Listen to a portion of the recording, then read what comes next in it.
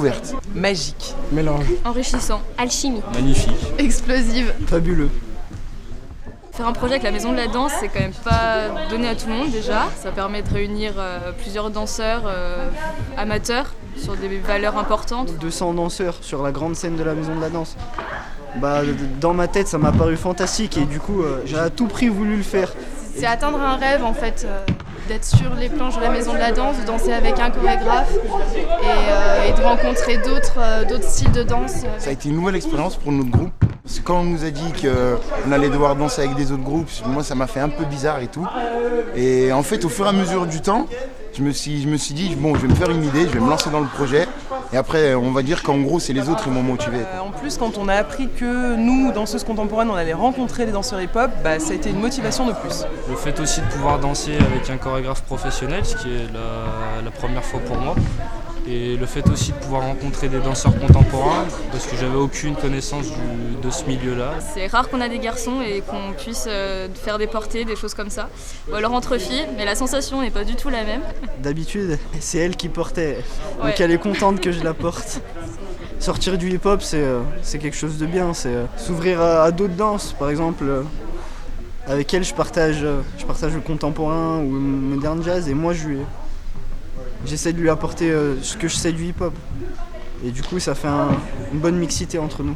J'ai rarement l'occasion de faire un porté et de danser avec aussi un garçon, tout simplement.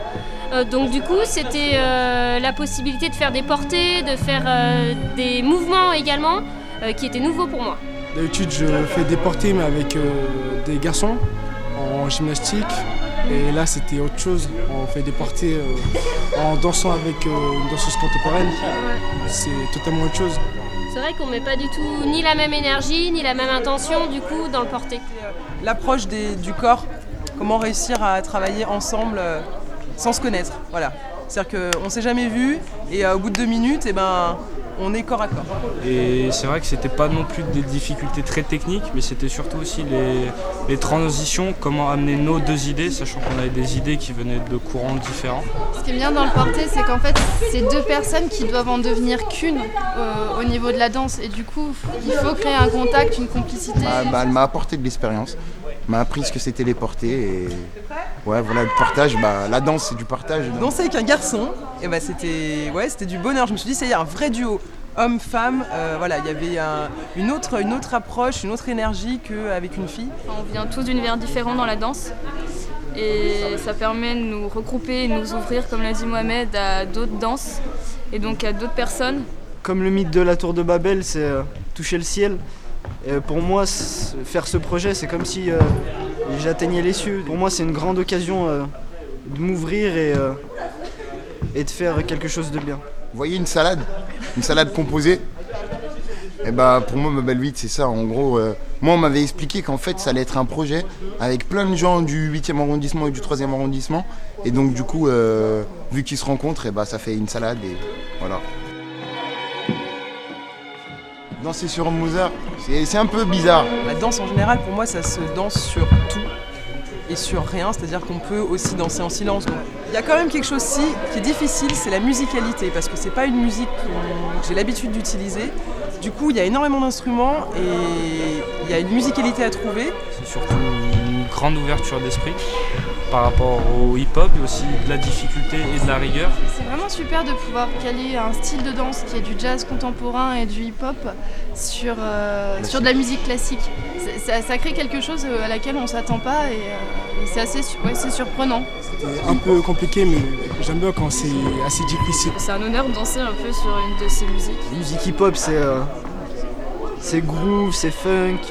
Là, c'est autre chose, c'est la douceur, c'est à la fois la force, mais d'une autre manière.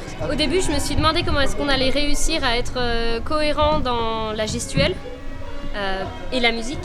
Comment est-ce qu'on allait faire en sorte que ça se rencontre, que ça se heurte pas, que ça fasse pas juste étrange. Et finalement, bon, Abou évidemment, il a su amener la gestuelle qu'il fallait. Et du coup, c'est assez émouvant de se dire qu'on danse sur une musique aussi symbolique aussi, aussi symbolique que du Mozart. Ça peut être le symbole de la culture, le symbole de quelque chose aussi d'assez élitiste. Et le fait que ce soit précisément au service de ce projet, je trouve que c'est une merveilleuse idée.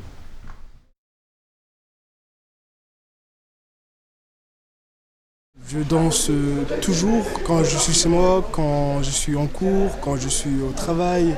Je trouve toujours un petit moment pour faire un petit pas de danse. Ça me rend heureux.